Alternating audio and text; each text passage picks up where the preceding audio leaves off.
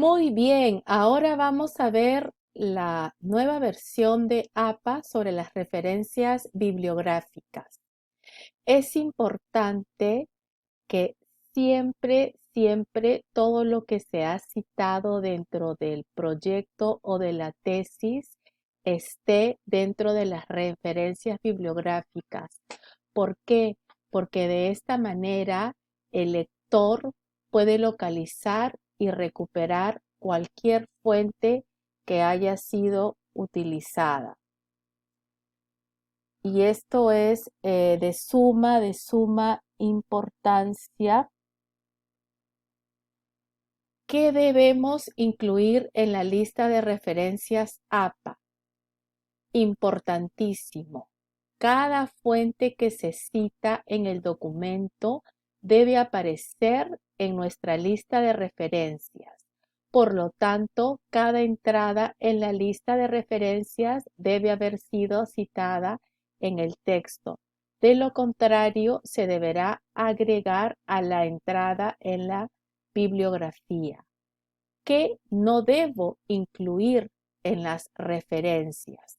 Menciones generales de páginas web completas, publicaciones periódicas completas, no requieren citas, las comunicaciones personales, los correos, los mensajes también no requieren, las frases de los entrevistados, las dedicatorias, entre otras.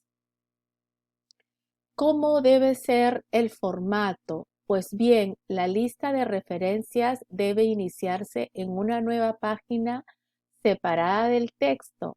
El título de esta página debe consignar el nombre de referencias. Debe estar centrado en la parte superior de la página.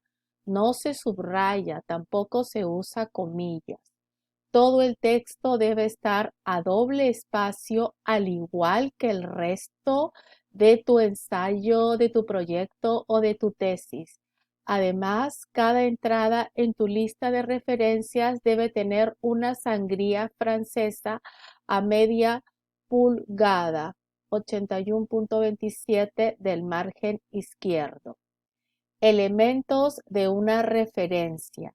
Cada entrada en una lista de referencias debe incluir los 4 elementos básicos de una referencia: el autor, la fecha de publicación, el título del trabajo y la fuente de recuperación.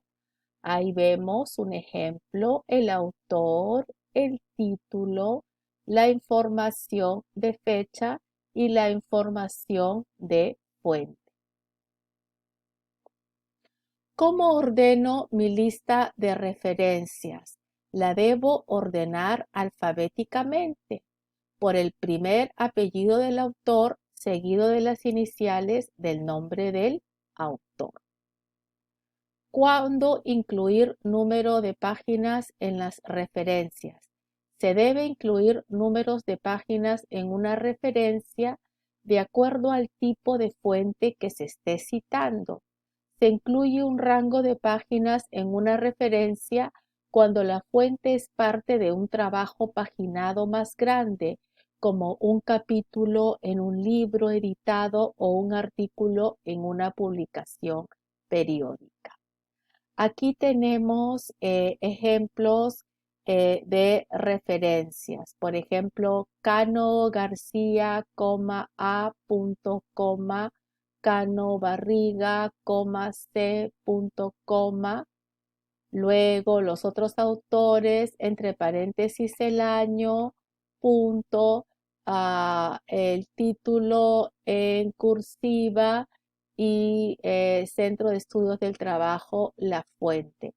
Y aquí podemos apreciar que para la sangría hay 1.27 centímetros, que es media pulgada. La sangría es para la segunda línea.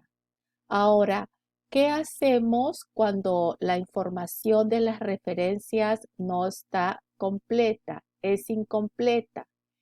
Esto nos va a suceder muchas veces. En algunos casos nos puede faltar la fecha de publicación, a veces no encontramos el autor o la página web, entre otras.